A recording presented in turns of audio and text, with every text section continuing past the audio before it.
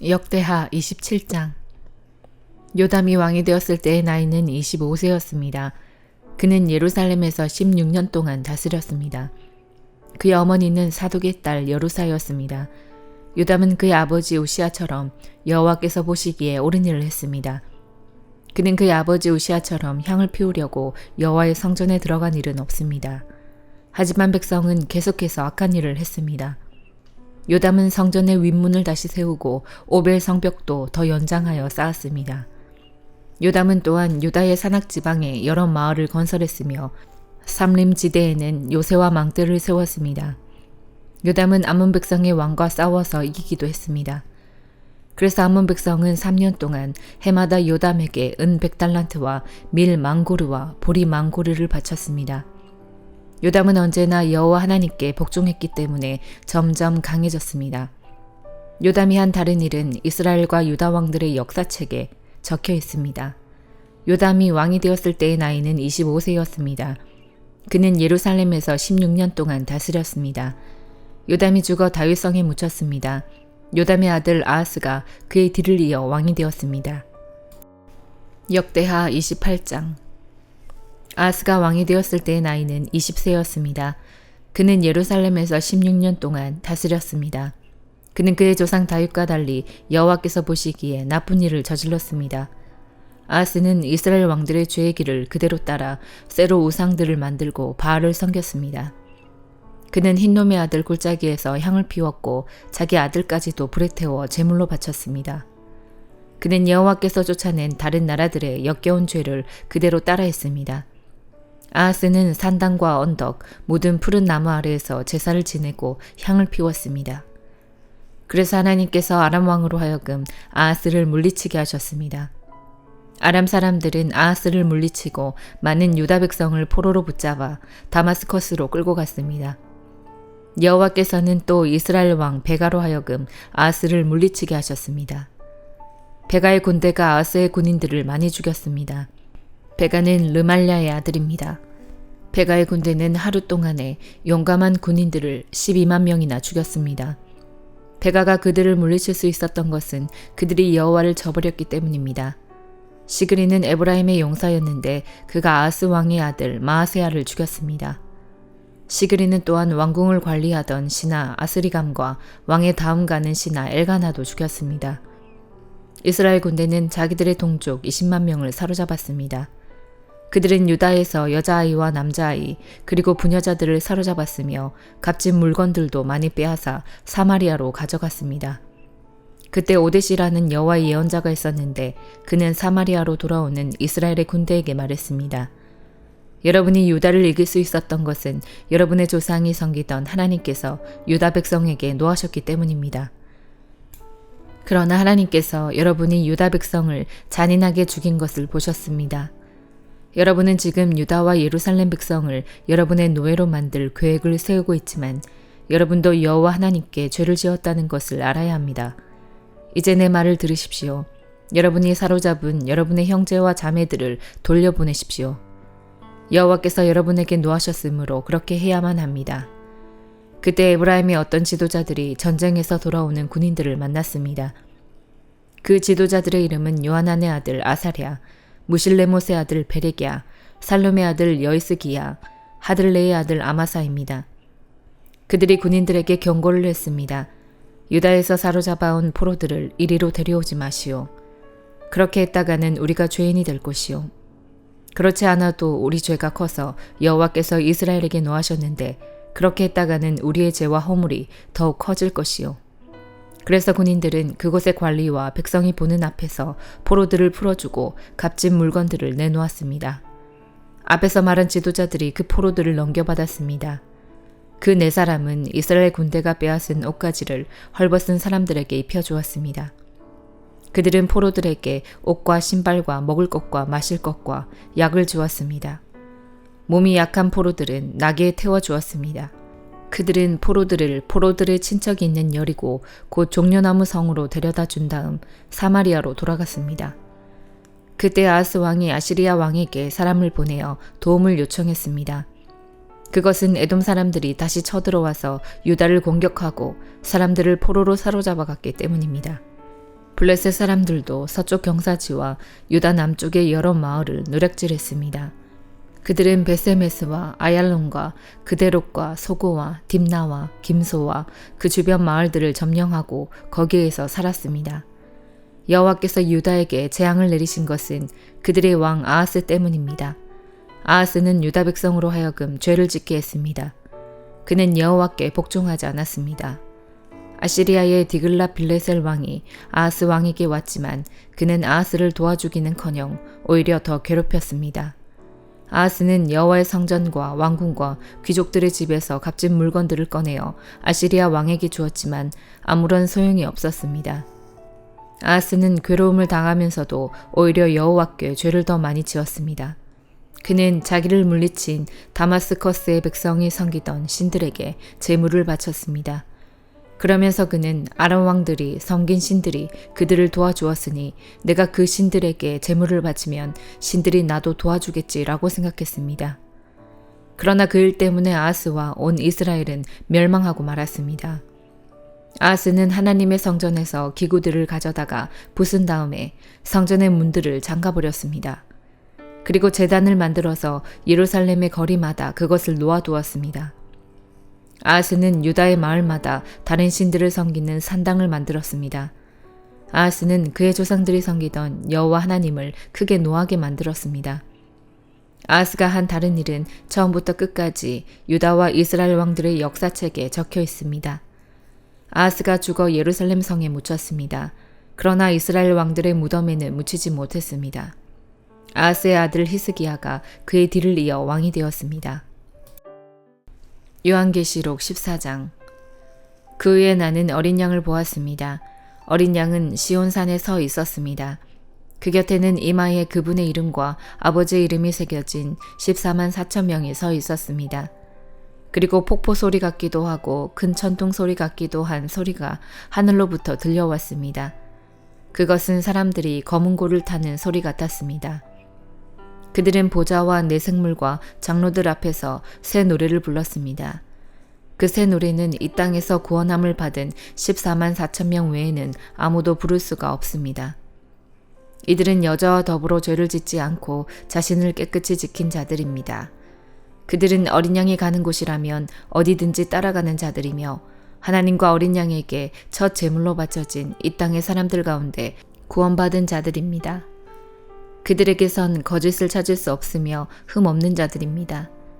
그 후 나는 한 천사가 하늘 높이 날아가는 것을 보았습니다. 그 천사는 땅 위에 있는 모든 나라와 민족과 부족에게 전할 영원한 기쁜 소식을 가지고 가는 중이었습니다. 천사는 큰 소리로 외쳤습니다. 하나님을 두려워하고 그분에게 찬양을 드려라. 하나님께서 온 세상을 심판하실 때가 왔으니 하늘과 땅과 바다와 샘을 만드신 그분을 경배하여라.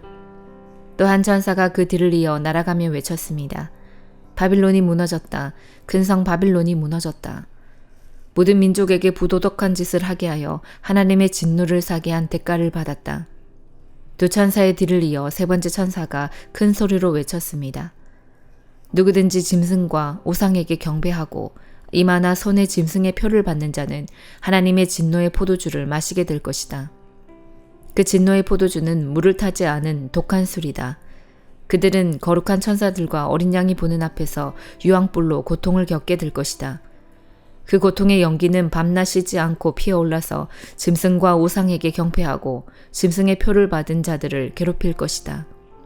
그러므로 하나님의 거룩한 백성은 하나님의 명령을 지키고 예수님을 끝까지 믿고 따르면서 참고 견뎌야 할 것이다. 또 나는 하늘에서 들리는 음성을 들었습니다. 이것을 기록하여라. 이제부터 주님을 믿고 주 안에서 죽은 자를 기뻐할 때가 왔다. 그러자 성령께서도 그렇다. 그들은 괴로운 수고에서 벗어날 것이다. 이는 그들의 착한 행실이 영원히 남아있기 때문이다. 하고 말씀하셨습니다. 눈앞에 흰 구름이 펼쳐지며 그 구름 위에 한 분이 앉아 계신 것이 보였습니다. 그분은 사람의 아들이라고 불리는 예수님 같았습니다.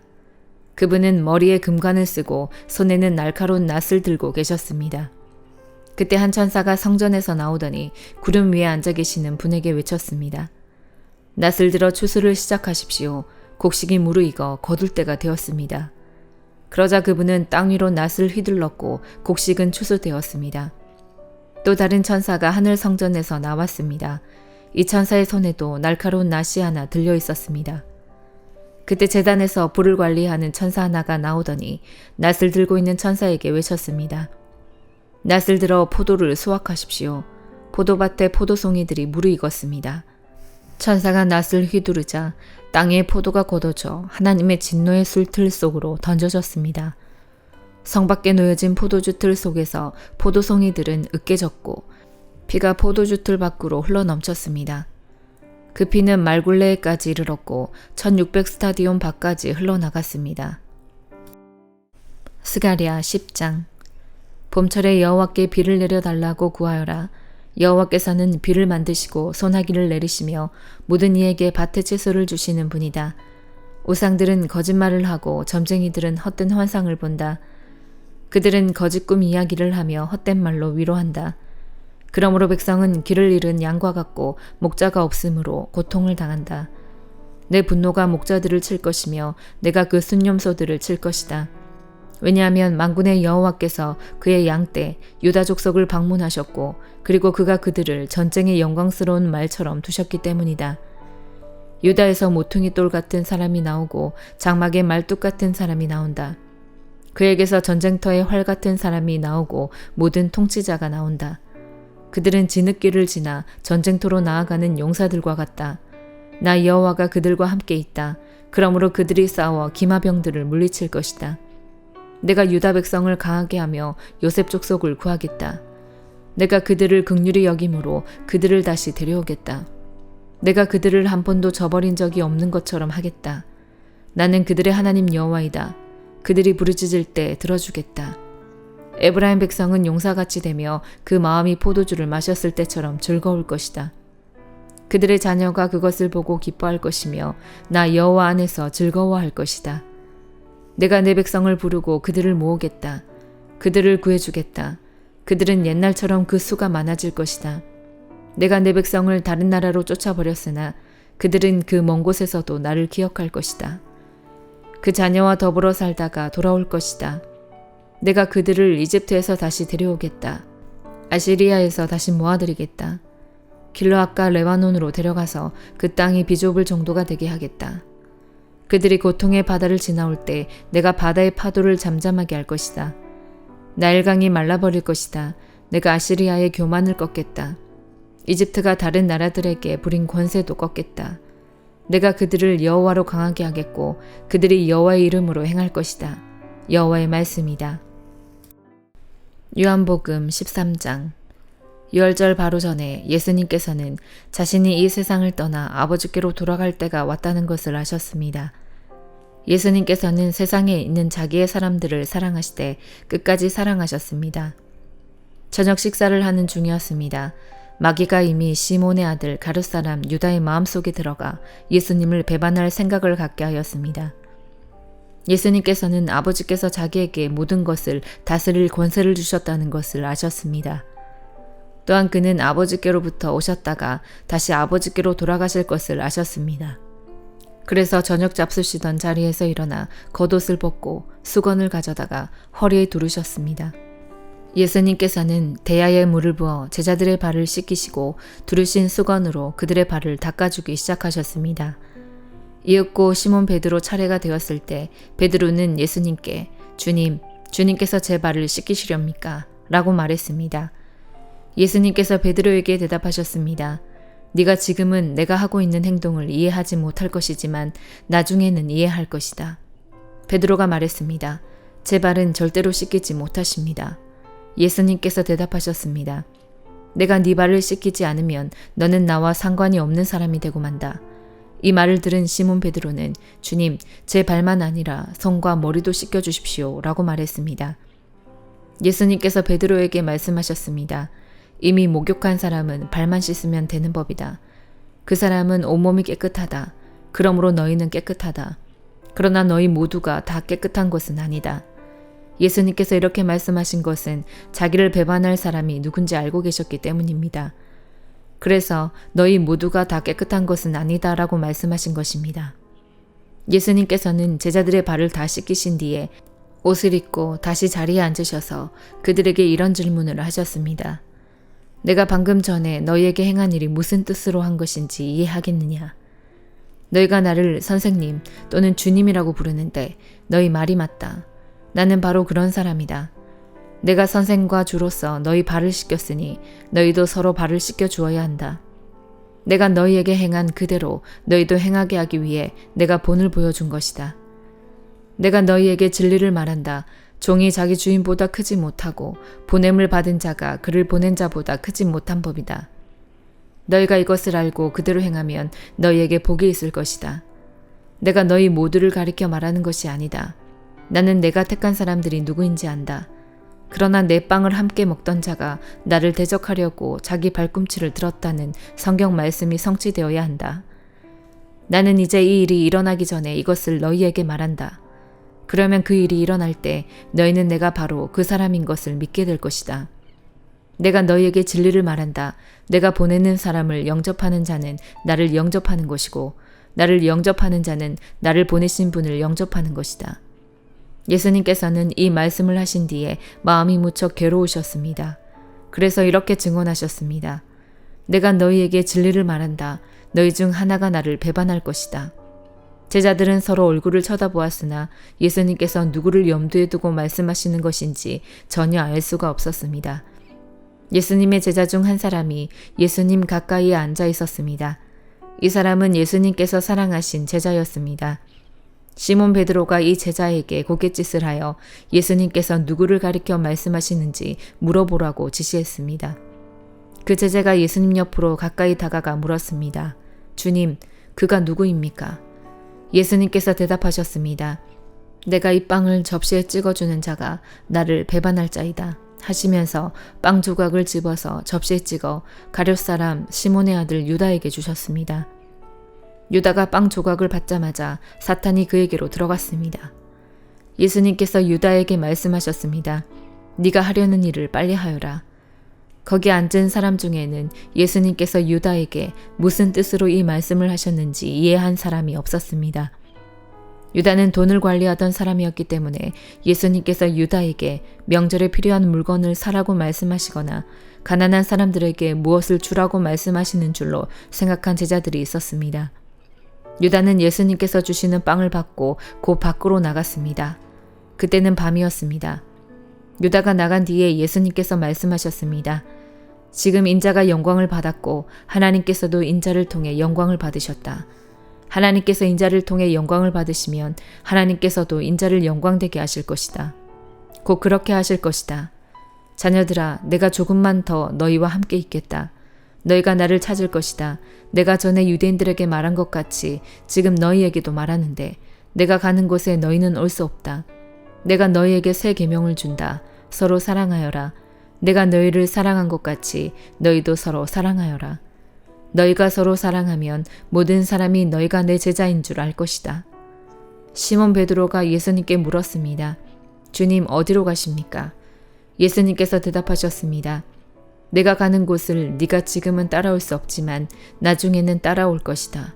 베드로가 말했습니다. 주님, 지금은 왜 주님을 따라갈 수 없습니까? 저는 주님을 위해 제 목숨을 내놓겠습니다. 예수님께서는 네가 정말 나를 위해 네 목숨을 내놓겠느냐? 내가 너에게 진리를 말한다. 닭이 울기 전에 네가 3번 나를 모른다고 할 것이다. 라고 대답하셨습니다. 아멘.